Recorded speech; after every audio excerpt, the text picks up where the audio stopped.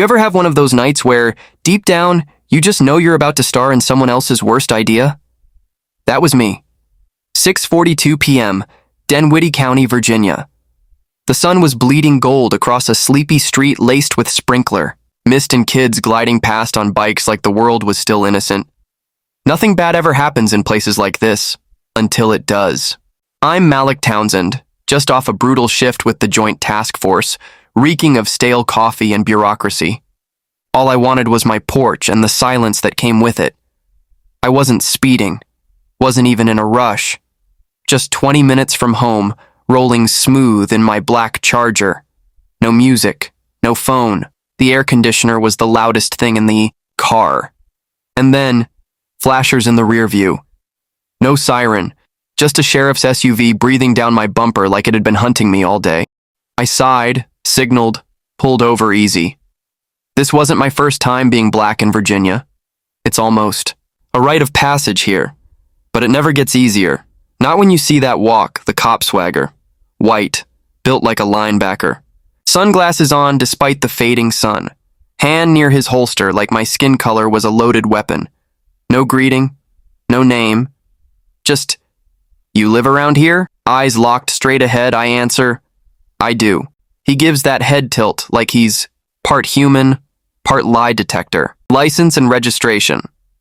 I tell him where everything is. Wallet in my jacket, registration in the glove box. Every move deliberate, careful, like disarming a bomb. I place both on the dash. He doesn't even glance at them. "We're creeping," he says, like that's an actual crime now. Apparently someone called it in. I tell him, "I'm just trying to get home." "I was driving 28, his response. "You got something in the car I should know about? I'm too tired to be nervous. Been up since 7 a.m. I just want to see my front door. Step out of the vehicle." Just like that. No reason. No cause. I ask, "For what?" But he's locked in, all command and ego. My heart's pounding, but my hands stay planted on the wheel. So I speak calmly. "Officer, I'm a federal agent. My FBI credentials are in my wallet." I lift the badge. Gold catching the last of the light. "Special Agent Malik Townsend, Norfolk Field Office." He doesn't flinch, doesn't blink. "I don't care who you say you are. Out of the car. Now." And that's when it hits me. This ain't about procedure. This is about control. He steps back and radios for backup. Male refusing to comply. Claims to be FBI. My jaw tightens, not from anger but from restraint. I know this playbook. He's trying to provoke me, wants a reason. And now the neighbors are watching.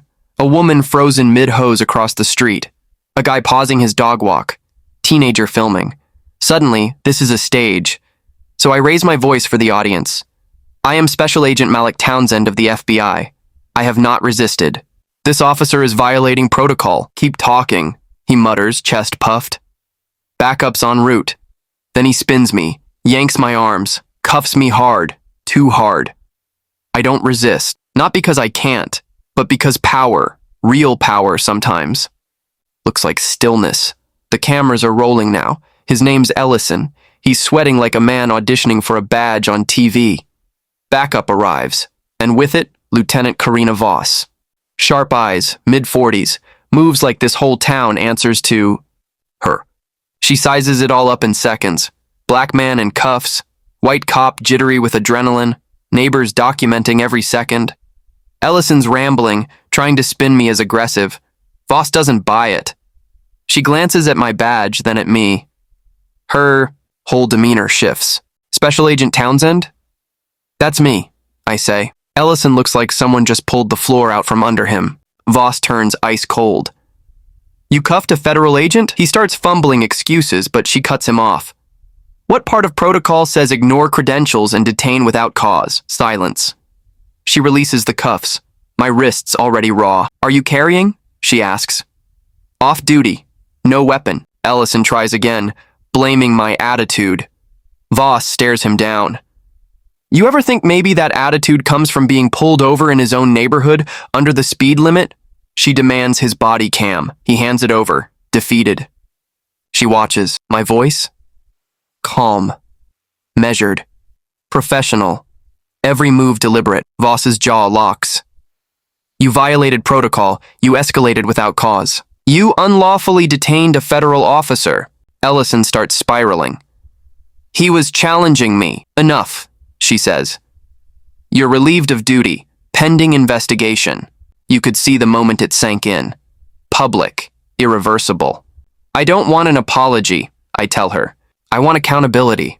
She nods. You're about to get it. And just then the kid with the phone, Jaden, steps closer. You got it all? I ask. He nods. Good. Keep it safe. The street is silent now. Neighbors watching. Processing. Lieutenant Voss turns to Ellison. You're under arrest. Cuff him. Read him his rights. And for once, justice doesn't feel like a concept. It feels like a moment. You ever seen a cop's face when it hits him? The badge doesn't make him untouchable? It's not fury, it's disbelief. Like he's waking up in a world where the rules suddenly apply to him. When the cuffs click around his wrists, there's no applause from the crowd. But there doesn't need to be. Justice, when it shows up, is louder than any cheer. Voss walks over, face serious, not smug. She apologizes, says, This shouldn't have happened. I nod, but I tell her, let's not pretend this is rare. She doesn't argue, just gestures toward the phone still recording. But today, people saw it. That matters. She asks whether I want to file internally or let the Bureau take it. Bureau, I say, but I want the footage. She nods. You'll have it. She even lets me see her body cam. Me steady, Ellison. Spiraling. I don't watch it for revenge. I watch it to remind myself I handled it right. Mind sending me that? I ask. Already did, she says. Then Jaden, the kid, walks up. You didn't yell, didn't swing, didn't even flinch. I look him in the eye. You don't have to prove you're calm to stay alive. That's not a rule. That's survival. But sometimes, that's what keeps you breathing. He nods, eyes dark with understanding and frustration. Voss still needs my statement. Tomorrow, I say. Tonight, I just want to go home. She nods. She gets it. As I walk back to my car, wrists still raw, I ask her quietly, You think anything will actually happen to him? She doesn't promise justice, just truth. Sometimes. That's where it starts, she says. I drive off slow, windows down, the night air cooling the fire inside me.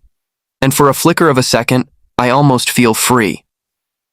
Back at the scene, Ellison sits stiff in the cruiser, his world tilting under him. Voss leans in, voice flat but firm. You're being charged with unlawful detainment, excessive force, failure to follow protocol. He tries to defend it. I made a call, but she cuts in cold. You didn't think. You weren't after truth. You were after control. That's when it happens. A few honest, awkward claps from the crowd.